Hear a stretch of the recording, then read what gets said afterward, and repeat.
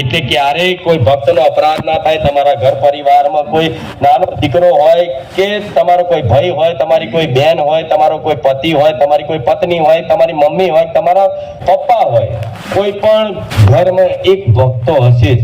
કોઈ પણ પરિવાર એવું હશે કે એના ઘરમાં એક તો માતાજી ભગવાનને ખૂબ માનવા વાળો ભક્ત હશે જ. પૂરેપૂરા નાસ્તિક તો કોઈ નહીં હોય, એક પરિવાર નહીં હોય. એ તો દાનવ કુળનું રાવણનું કુળ હતું ને, રાક્ષસ કુળ. તો અહીંયા તે વિભીષણજી ભક્ત પેદા થયા હતા, ખબર છે ને. હિરણ્યકશ્યપના ઘેર પ્રહલાદજી નો જન્મ થયો હતો. એટલે ભલે તમારા ઘરમાં કોઈ નાસ્તિક ભલે બધાય હશે, પણ એક તો હશે કે જે ભગવાન માતાજી પર ભલે એ મહાદેવને માનતો હોય, હનુમાનજીને માનતો હોય, પણ એના આરાધ્ય જે દેવ હશે એના વિશ્વાસ કરે, એને ખૂબ માનતો હશે. તો આવા જે ઘરમાં ભક્ત હોય ને, તો તમારે એટલું માની લેવાનું કે હું મારા નસીબનું, મારા કર્મોનું નહીં, પણ આ ભક્તિ કરે છે ને એના ફળ સ્વરૂપનું હું ખાઉં છું. આ સત્ય છે. આ વસ્તુ અભિમાન કરવા જેવી નહીં. પાછા અભિમાન ના કરતા. આમાં તું માર લીધે ખાય છે, તમે માર લીધે જીવો છો, ના, આ અભિમાનની વસ્તુ નથી. આ સત્ય છે. એટલે તમારા પરિવારમાં એક ભક્ત છે, એક નાનો દીકરો, એટલે રામ મારી રામ બોલતા શીખ્યો છો ને, તો બહુ મોટું તમે કાર્ય કરી લીધું, બહુ મોટું કાર્ય સિદ્ધ થઈ ગયું એવું માની લેજો. રામનું નામ બોલતો થઈ ગયો કે રામ રામ રામ રામ, ખાલી આમ હાથ જોડતો થઈ ગયો છે, તમે બહુ મોટું કાર્ય કરી લીધું.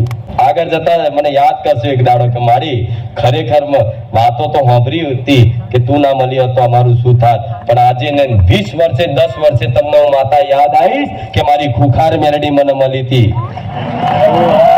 અને આજે એની કૃપાથી આખું મારું પરિવાર નહીં, આખી મારી પેઢી ધન્ય થઈ ગઈ. રામ. એટલે બધા ભક્તોનો આદર કરજો, બધાનો ભાવ સમજજો, કોઈની દિલ ના દુભાય, કોઈ સામાન્ય વ્યક્તિનું ના દુભાવવું જોઈએ તમારે વર્તનથી, વાણીથી, કર્મથી. સામાન્ય વ્યક્તિનું દિલ દુભાશે તો ઠીક છે, એ કર્મનું ફળ જે થતો હશે હિસાબ મળી જશે. પણ એમાં જો કોઈ ભક્ત હશે, ભગવાન માતાજીનો ભક્ત હશે, એને જો ખાલી તમે ઊંચા અવાજથી બોલી નાખશો ને, તો મારા જેવી ખુખારે મેરડી હશે ને એને સહન નહીં થાય. જાહેરમાં કહું છું, હું ડરાવતી નહીં, હું ધોણીને કહીશ હમણાં તો બધા બીશે, હું ખુખાર મેરડી આમ કરી નાખું, પણ ના હવે એવું માર નહીં કહેવું. બધા બીવ છે કે મારવા બેઠી નહીં, મારવા વાળી નહીં, હું તારવા વાળી છું. પણ એ સહન ના થાય, કેમ કે મને સૌથી વધારે સંસારમાં કોઈ પ્રિય હોય તો મારા ભક્ત, મારો વાલો ભક્ત, એવું કોઈ પણ હોય, મારો દીકરો હોય કે મારા ધામમાં આવનારા ભાવિક ભક્તો હોય, એ મને ખૂબ વાલો હોય. જો એનો કોઈ અપરાધ કરે વાંક વગર અને એનું દિલ દુખાયું તમારા કોઈ શબ્દોથી, તો મારી મેરડીની લાલ આંખો એવી છે ને કે ખાલી આંખો બતાવું તો એ માણસ મરી જાય. રૂપ તો હોય જ ને, એક સૌમ્ય રૂપ છે, એક ખૂંખાર રૂપ છે, પણ ખૂંખાર રૂપ થી તમારી આગળ નહીં આવતી. એટલે આ સંદેશો હું ડરાવતી નહીં, પણ કોઈ પણ ભગવાન હનુમાનજી નો ભગત હોય ને એનો અપરાધ નહીં લેવો. ઉપરથી કોઈ ભગત હોય તો એને નમસ્કાર કરવા, પણ કે કોકના હાથ જોડે નાના ના બની જવાય. જેવું નાના ના બની જાય, એની ભક્તિને પ્રણામ કરવાના. તમને એવું લાગે કે આ માતાજીનો ખૂબ સાચો ભક્ત લાગે છે, એના ભાવ ભક્તિથી, એની સેવાથી, તો તમારા મનથી મતલબ એમને પ્રણામ કરી લેવાના કે તમારી સેવાને, તમારી ભક્તિ સમર્પણને પ્રણામ છે મનથી. અને હાથ જોડી લેશો ને તો હાથ નમીને હેડવા વાળાને ભગવાને મોટા બનાયા છે. જેવું નીચું ગાલીને હેડવા વાળાને ભગવાને સર ઊંચું રાખ્યું છે, અને સર ઊંચું કરીને હેડવા વાળાના 10 માથા હતા તો મારા રોમે ઉતાર લીધા છે. સાચું ખોટું? એટલે જીવનમાં નમ્રતા આવશે. જો વૃક્ષ હોય, વૃક્ષ ઝાડ, જેમ કે આંબો છે, આંબામાં હવે મોર આવી ગયા છે, થોડા ચાલુ થઈ ગયા છે, સીઝન આવી. ધીરે ધીરે 2-3 મહિનામાં જો આંબામાં કેરીઓ આવી જશે, અને કેરીઓ મોટી થશે ને જ્યારે પાકવા જેવી થઈ જશે ને તો આંબો આખો ઝૂકી જશે. સમજ્યા? એટલે એ આંબો જો ફળ આપવા તૈયાર થઈ જાય ત્યારે ઝૂકી જાય છે. તો એ રીતે તમે જીવનમાં ભક્તિ કરશો અને એ ભક્તિ ફળ આપવા તૈયાર થશે જે દિવસ, એ દિવસે તમારી અંદર નમ્રતા આવી જાય, એ દિવસ માની લેજો કે હવે મારા ભક્તિનું ફળ પાકી ગયું ના. આ નિશાની છે. આંબા પર કેરીઓ આવવાથી, ફળ આવવાથી આંબો આપે રૂપે ઝૂકી જાય. તો તમે સાચી ભક્તિ કરો છો, તમે સાચી ભક્તિ કરો છો, અને તમારી ભક્તિ માતાજી સુધી, એના શરણ સુધી પહોંચે છે. એનું પ્રમાણ શું? પ્રમાણ તો હોવું જોઈએ. એમાં તું મારી વાત સાંભળે છે કે નહીં? તું સાંભળતી હોય તો મને કઈક પ્રમાણ હાલ. એવું નહીં કેતા અમુક તો કે રોમ મેલું ઓમ ધારું છું દુનિયામાં અને માતાજી કઈ બતાવો તો હું મોનું કે માતાજી હાચા. એવું પ્રમાણ નહીં કે માગતા. એવી ભક્તિનું પ્રમાણ શું હોય? કે ભક્તિનું પ્રમાણ એ છે કે તમારી અંદર નમ્રતા આવતી જાય. તમે નાના બનતા જાઓ. નમ્રતા એટલે નમ્રતા. એકદમ નાનો માણસ કેવો હોય? જો બધું હોવા છતાં એકદમ નાનો રહેતો હોય, એકદમ ગરીબ જેવો રહેતો હોય, એ જ્ઞાની હોવા છતાંય અબોધ રહેતો હોય, અજ્ઞાની રહેતો હોય, એને ભગવાન માતાજીની કૃપા ફરી એવું માનજો. હજુ ક્યાંક ને ક્યાંક તમને તમારી અંદર હજુ નમ્રતા આવી નથી. એ ભક્તિ કરવાથી, માનો પ્રેમ પ્રાપ્ત કરવાથી આપે રૂપે તમને નમ્રતા આવશે. નમ્રતા આવશે. કોઈ બી તમારીથી ઉંમરમાં મોટું હશે, આ છે તે છે, એ પગે લાગીને પેલા તમે લાગી લો. મતલબ આ બધું ઝૂકવું. ભગવાન ખુદ ધરતી પર અવતાર લઈ અને સાધુ સંતોના ચરણમાં ઝૂકતા હતા. ખુદ નારાયણ, ખુદ રામ, ખુદ અર્જુન મહાદેવ ખુદ મતલબ કોને પ્રણામ કરે? રામજીને. રામજી કોને પ્રણામ કરે? મહાદેવ. મોટા એ નહીં કે જે પોતાને મોટા માને. મોટા એ છે કે જે બીજાને મોટા બનગણ કે મારા કરતા તમે મોટા છો. અને આ તો તમે તો વાદ વિવાદમાં તો ઓહો હું કોણ છું ખબર છે? એટલે તું કોણ છું? શેદ અમથો હોય ને ભૂલી જાય. જો 4 જગ્યાએ તો ખારી જગ્યાએ અને કોઈ નેતા બેતાની ઓળખાણ થઈ જાય હોય ને તો એને તો એવું લાગે કે હા હું કઈક છું. એટલે તું કશું નહીં થાય કે નહીં આવું. એટલે તમારે તો અત્યારે કોઈ નેતાની, કોઈની મોટા એવા માણસોની ઓળખાણ નહીં. કેમ કે તમે ગરીબ છો. છે ઓળખાણ? બતાવો હેડો. છે ઓળખાણ કોઈ જોડે? છે કોઈ જોડે નહીં ને? કેમ કે તમે ગરીબ છો. મતલબ મધ્યમ વર્ગના પૈસા વાળા હશો છતાંય તમે સામાન્ય જીવન જીવો છો. એટલે તમને આ બધી ઓળખાણમાં કોઈની જોડે એવી મોટા લોકો જોડે ઓળખાણ હોય. અને ઓળખાણ કોને બનાવવી પડે? જેને કઈક આશા હોય કે અડધી રાતે કામમાં આવશે. હાચું ખોટું? પણ તમારી ઓળખાણ મારી જોડે છે તો આ કોઈની ઓળખાણની જરૂર પડવા દઈશ. એનું કારણ શું છે? તમે કોના અધીન છો? અધીન મતલબ શરણાગત. એ ક્યાંથી ખબર પડે? એ કહું, તમે માતાજીના શરણમાં વાસ્તવિક છો, અધીન છો માતાજીના, એ ક્યાંથી ખબર પડે? જ્યારે કોઈ આફત મુસીબત આવે, અચાનક કોઈ આફત મુસીબત આવે અને પહેલા જે સ્મરણ તમને યાદ આવે જેની, એના તમે અધીન કહેવાઓ. હવે તમને ધારો કે કોઈ મતલબ દીકરાઓની વાત કરું કે કદાચ કોઈએ બારેજા ધામ આવતા હોય કે કઈ પણ જતા હોય, પૈસા બહુ હોય ને પોલીસ વાળા હાથ મારે તો પહેલું જે તમે જેના અધીન હશો, જેના શરણમાં હશો એ તમને યાદ આવશે. જો તમે કોકની ઓળખાણના દમ ઉપર જીવતા હશો ને કે મારી બહુ ઓળખાણ છે તો તમને એ વ્યક્તિનું યાદ આવશે. લાય આને ફોન કરી છોડાઈ દેશે. પણ જો તમે મારી ખુખાર મેલેડીના શરણમાં હશો તો હું ખુખાર મેલેડી યાદ આવીશ કે માં પૈસા નહીં જોઈ લેજે. થાય કે નહીં આવું? છોડી દીધા હતા. એવું ના કહેતા. લાયસન્સ ના તો પકડાય તે બે દંડાય. શું કહો તો દાખલો આલું છું.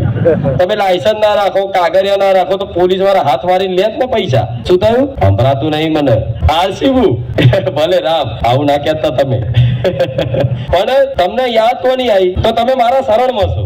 અગર તમે કોકના અધીન હોત, તમારું જીવન કોકના નિર્ભર ઉપર, કોકના આધાર ઉપર હોત તો તમને કોઈ વ્યક્તિ, મોટા વ્યક્તિની યાદ આવત કે લાય હું આને ફોન કરી દઈશ, મને છોડાઈ લેશે. પણ બધાની ઓળખાણો બધી હોય, પણ જેની ઓળખાણ મારા જેવી રોમ વાળી મેલેડી જોડે થઈ જાય, મારા રોમ જોડે થઈ જાય, એને દુનિયામાં કોઈ ઓળખાણની જરૂર નહીં પડતી. સાચું ખોટું? પેલી બાજુ સંભળાય છે? બધા હાથ તો ઊંચો કરો. દેખાયું આજ મેરો થોડો વધાર છે. ભલે કોઈ વાંધો નહીં. પણ આ અધીનતા, આ શરણાગતિ કહેવાય. એટલે કઈ બી અચાનક કદાચ ડોક્ટર દવાખાને ગયા, દાખલો લો, દવાખાને ગયા પહોંચ્યા, તાવ આવ્યો છતાં ડોક્ટર એવું કે રિપોર્ટ કઢાવવો પડશે. એવી વાત કરતા તમને હું ખુખાર મેલડી યાદ આવી જાઉં તો તમારે માની લેવાનું કે તમે મારા શરણમાં છો.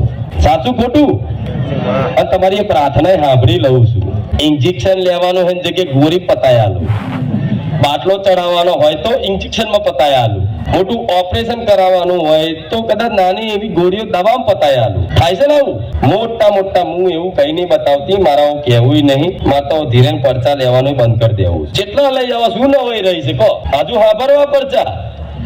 અરે પણ હજુ જેટલા વાપરશો, આમ ઉભા રહો, જો હમણાં બતાવું કે મારે જ આ ધામ આવવાથી ને ઘેર બેઠા વિડીયો જોવાથી કોના જીવનમાં મારો પરચો મળ્યો? જોઈ લો, જોઈ લો, જોઈ લો, જોઈ લો, જોઈ લો. 75% તો આમ જ છે, 25% એવા હશે કે જે નવા આયા હશે. ભલે એમને મળશે, કોઈ વાંધો નહીં, પણ પરચો લેવો હોય તો નમ્રતા, શું કીધું? નમ્રતા, દૈન્યતા, ગરીબ જેવો ભાવ, ભાવિક ભક્ત જેવો ભાવ, પ્રેમ ભાવ, પણ માતાના આલસો મારો 100% પરચો મળશે. એટલે તમે મારા શરણે જ છો. જો આ વાતે બધું તમને થતું હોય, દવાખાને જાઓ તો હું યાદ આવું, કોઈ મેટર થાય, ઝઘડો થાય તો હું યાદ આવી જાઉં, પણ ઝઘડા મને સંભાળવાની મારી ખુખાર મેરડી જોશે. અને મને ઝઘડો બાજવા મૂકો છો કોકની જોડે કે નહીં સારું? એનું કારણ છે કે તો કોકને તમે મોકલો, ગાડી નહીં કે કોકને એમને નડી જવું. અમુક લોકો બીવે બધા, કોક માતાજી મોકલે ને, મારી માતા તને જોશે, પેલા તો રાતો રાત ઊંઘ ના આવો, હરું પેલા માતા મેલી છે, શું થશે? અને બીજે જ દાડ જો ભૂલથી બાઇકમાં પંચર પડ્યું કે બાઇક લઈને છે અમથા પથરો છોલાયા તો તરત એના તો એ જ દેખાય, હરું પેલા માતા મેલી ને બાઇક લઈને પડ્યો. અલ્યા પણ તમે સાચા હોવ, તમે સત્ય હોવ, સાચા હોય, તમે અંતર આત્મામાં જાણતા હોય કે મારો કોઈ વાંક દોષ નથી, તો એક નહીં 1000 માતાઓ મોકલે તોય ગભરાતા કેવું બીવાનું? તમે જાણો છો કે હું સાચો છું, હું સાચી છું, તું તાર હાર, કોઈ વાંધો નહીં. એ માતા જે મોકલતો ને એને આપણે રામ રામ કહી દેવાના. એ માડી એની જે માતા હોય, જેના દમ ઉપર તમને ડરાવતો હોય, બીવડાવતો હોય, મારી માતા જોશે, તો એની માતાના રામ રામ કહી પ્રાર્થના કરી અને એવું કહેવાનું કે માડી તારી દીકરીને તારા દીકરાને સદબુદ્ધિ હાલ, આવું ના કરે. આ ગુના જાતે કરે છે, શીખ હાલ થોડી. એની માતાને બેસી મતલબ કહેશો પ્રાર્થના, તો એની માતા એના બે વરગાડીને કહેશે કે તું જેને કહેશે ને એ સાચો, તું ખોટો છું. દેવ ન્યાયના પક્ષ લે. દેવ ઓખો બંધ કરી જતી રે. આજ મારો દીકરો જો તેમ કે મારી ખુખાર મેળી જોશે, મારી ખુખાર મેળી, તો વાત વગર હું કોઈ નડું ના નડું. એટલે આ વાતે કોઈ ડરવું. કોઈ ભુવા જોડે ગયા હોય ને બાધા લીધી હોય ને પછી કામ ના થાય ને તમારે બાધા છોડવાની હોય ને ભુવા એવું કે મારી માતાને બકરો ચડાવો તો જ બાધા છૂટી થાય, ને તો મારી માતા નડશે, તો કે હાર ભાઈ તારી માતા નડશે, કોઈ વાંધો નહીં, તારી માતાના નારિયેળ હું આલું છું, પેડાના શ્રીફળ ચુંદરી અગરબત્તી ફૂલનો હાર મારી યથાશક્તિ પ્રમાણે કરું છું, આ સ્વીકાર હોય તો ઠીક છે. ભલે તારી માતા તું કહે છે કે મારી માતા નડશે, તો જે હશે મારી માતા જોઈ લેશે. જાઓ, રામ રામ. કોઈને આવી ડરામણીની ધમકીથી આલું કઈક દીકરીઓને એવી છે, દીકરાઓને એવું છે કે મારી પાછળ પડી જાય, ફોન કરે, પૈસા આલો, લીધી લો, ભલે રામ. એટલે આ વસ્તુનું હંમેશા ધ્યાન રાખજો, બરોબર? જોરથી બોલો રામ રામ. ભૂખ લાગી? નહીં લાગી? હા. હવે બીજી વસ્તુ કહું, આ બધું તો મેં શીખવાડ્યું, અને હું શીખવાડું છું એટલે કે મને આ શીખવાડવાનો મેં ઠેકો નહીં લીધો. પહેલી વસ્તુ સમજ્યા, મેં કોઈ ઠેકો નહીં લીધો કે હું બધાનો સુધાર કરી દઉં. હું કોઈ સુધાર કરવા માટે નહીં બેઠી, હું જાહેરમાં કહું છું. પણ આ તો મારા ભગવાને રચના રચાઈ છે, તો હું તો બોલું છું, તમને સારું લાગતું હોય તો સ્વીકાર લેજો, નહીં તો મારે કોઈ ઠેકેદાર નહીં. હું માતા હું ધન સુધાર દઈશ ના, હું તો બોલું છું. તમને મારી વાણીનો પ્રભાવ પડતો હોય, જીવનમાં અમલ કરતા હોય, સારું લાગતું હોય તો તમે તમારા જીવનમાં અમલ કરી જોજો. અને અનુભવ થાય કે માતાજી જે બોલે સત્ય છે, તો કોક દાડ યાદ કરીને રામ રામ કહી લેજો, તો હું રાજી છું. મને સ્ટેજ ઉપર કાનૂમાં નહીં કહેવા આવો તોય ચાલશે, કોકના નહીં કહો તોય ચાલશે, તમે જોડોનું માતા જોડો, બરોબર ને? પણ ના, મારી વાણીનો પ્રભાવ પડે છે. મારી વાણીને લોકો ધ્યાનપૂર્વક સાંભળી હૃદયમાં ઉતારીને જીવનમાં અમલ કરે છે, અને જે અમલ કરે છે એનું આખું જીવન પરિવર્તન થઈ જાય છે. એવા એક નહીં લાખો ભાવિક ભક્તોનો અનુભવ બોલે છે. એટલે આટલું બધું માતાજી આટલું બધું પ્રવચન આલે છે. નકર માતાજીને પ્રવચન આવવાનો કોઈ શોખ થતો મારી ગાદી પ્રવચન ઉપર ચાલે છે. ખાલી પ્રવચન જ ને, પરચાન માનતા તો સમજ્યા આવો. એ તો તમને થોડા રાજી કરવા માટે લઉં છું, ને તો હું માનતા નહીં હા પડતી. આભરું છું બહુ, એક હા હા હા હા હા ભલે રામ રામ એમ કરીને તમને એવું લાગે કે મારી ખુખાર મેળવી આવા કામ કરે છે વિશ્વાસ અપાવવા માટે, એના માટે હું માનતા ને એવું લઉં છું. નહીં તો આખી ગાદી પ્રવચન ઉપર જ ચાલે છે. અને તમે પ્રવચન જ સાંભળવા આવો છો ને? કેટલા લોકો? બધા જોઈ લે. હું એટલે બોલું છું આટલું બધું. અમુક નવા આવતા હોય તો આવું કહેતા કે અહીં તો હારો આપણો નંબર જ ના આવે. આ તો કે 2 કલાક બોલ કરે. એટલે તારું કામ નહીં તો તું ઘેર રહે. અહીં તારું કામ નથી. અહીં તો ધીરજ વાળાનું કામ છે. અહીં તો સસલાની જેમ દોડે એવાનું કામ નહીં. એ તો કાચબાની ગતિએ ચાલવા વાળાનું કામ છે. બરાબર? સસલાની ને કાચબાની વાર્તા સ્કૂલમાં સાંભળીએ છીએ. પેલા કાચબો સસલું વહેલું કાચબો ધીરે ધીરે જાય. એટલે ધીરે ધીરે ચાલવાની ગતિ એ તમને મારા સુધી પહોંચાડી શકશે. ધીરે ધીરે ચાલવું મતલબ ધીરજ. બધું વાપરશો, બધું સારું લાગશે. આ બધી વાતો હા મારી સાચી વાત છે, આનંદ લાગશે, કંઈક નવું જાણવા મળ્યું, કંઈક નવું શીખવા મળ્યું, ઉત્સાહ થશે. હવે તો મારું જીવન આ રીતે જ જીવવું છે. જયારે દુઃખ આવશે ને ત્યારે મને મેણો મારી લેશો ખૂબ દાડો. થાય એવું દુઃખ વેટાય, દુઃખ ઘેરાય. એ તો કોક દાડે કે મારી મેં તો આટલું બધું કર્યું છતાંય આવું દુઃખ. તે દુઃખમાં તમે જોતા હોય, મને કહેતા હોય તો એ દુઃખનું ચિંતા કરવા વાળી હું મેરડી હંમેશા મારા ભક્ત ઉપર નજર રાખતી હોય કે એને શું દુઃખ છે. અને મેં માતાએ શું કીધું, ગમે તેવી પરિસ્થિતિ આવી જશે, કદાચ ખાવાનો રોટલો નહીં રહે, ઘરમાં દોણો નહીં રહે, પૈસા નહીં રહે, બધી રીતે તમે તૂટી જશો, છતાંય તમારો ભરોસો 1% ભરોસો એવો છે કે આજે તમે એક રંક છો અને કાલના દિવસમાં મોટા રાજા બની જાય. એનું નામ માતા કહેવાય. અને કસોટી એની જ થાય કે જેને આગળ જતા કંઈક પદ મળવાનું હોય, કંઈક વસ્તુ મળવાની હોય, એની યોગ્યતા. આ વસ્તુ મારે સુખ બધાને આપવું જ છે, બધાને આપવું છું. બધા મારા ભક્તો છે, બધાને કહું છું કે હું માતા એટલી દયાળુ વિશાળ હૃદય વાળી છું, એટલી કોમળ હૃદય વાળી છું કે મારા તમામ ભક્તોને મારા કાયમ માટે સુખ પ્રદાન કરી દેવું છે. પણ કંઈક આપવા માટે તમારી કસોટી થાય ને. પોલીસ બનવું હોય તો એની તમારા કસોટીમાંથી પાર પડવું પડે ને. જો ડાયરેક્ટ કોઈ પોલીસ બનાવી દે તો શું થાય? એ પોલીસ વાળો ગુંડો થઈ જાય. બધું કાઢે, જનન તરત થોડી નાખે. થાય નહીં એવું. પણ એને પરીક્ષા આલે, એને શિક્ષા મળે કે ભાઈ તમને બધું મળી છે તો સુરક્ષા માટે મળી છે. કોઈ મારવા નહીં મળી. કદાચ કોઈ પોલીસને મારવું હશે ને તો એને પરમિશન લેવી પડે, એ હિસાબ આપવો પડે. કદાચ મારે તો આકાશમાં મારે કે પગમાં મારે, એ ડાયરેક્ટ કોઈ માથામાં મારી શકતા. કેમ નહીં મારી શકતા? કેમ નહીં? શિક્ષા આલી, એમને સમજણ આલી, એ ભણ્યા, એ પરીક્ષામાંથી પાસ કર્યા અને શિક્ષા આલી, પછી એ બંદૂક આલી છે. ડાયરેક્ટ બધા પ્રદાન કરી દઉં કે જાઓ કાલથી જ સુખી જાઓ, હવા મહિનામાં બધા મારા ભક્તો સુખી. તો કાલ શું થાય એનું પરિણામ તમને નહીં ખબર, મને માતાને ખબર છે. અંદર મરી જાય માણસો. પૈસા બંદૂક લાવી દે, ગાડી લાવી દે, નાય લાવી દે, બધું લાવી દે. કોઈ ધર્મ તો કોઈ ગોઠે નહીં. ના મિત્રો ગોઠે, ના પરિવારના ગોઠે, ના સગા સંબંધીઓ, ના ગામમાં કોઈ ગોઠે. દાદા બાદશાહ થઈને ફરે, લોકોના નેહાકાર લે. કોક દાડે રોજ ગાડીઓ ફાસ્ટ ચલાવતો થઈ જાય. એવી ચલાવે કે એનો બાપનો રોડ હોય. ગાડી એવી ચલાવે જાણે એનો બાપનો રોડ હોય, ફૂલ સ્પીડમાં. કોક દાડે આવરી નીકળો તો લાખો હજારો લોકો જુઓ ને શું કે ઘારો કોક દાડ મરશે અને હાચુકલો એ મરી જ જાય. કોક દાડો થાય ને આવું. નેહાટો લો તમે બધા, નેહાટો લો. કોકને ધૂળ ઉડાડો, કોકને દાદાગીરી કરો, અભિમાન કરો, હું કોણ છું, એને પૈસા આવી જાય, સુખ આવી જાય એટલે માણસ ફાટી જાય. એટલે ક્યારેય કોઈ માતાજી ભગવાન એવા ગાડા હોય કે યોગ્યતા વગર તમને આપી દે? વસ્તુ લેવા માટે યોગ્ય તો બનો તો મળે ને. એમને મળી જાય.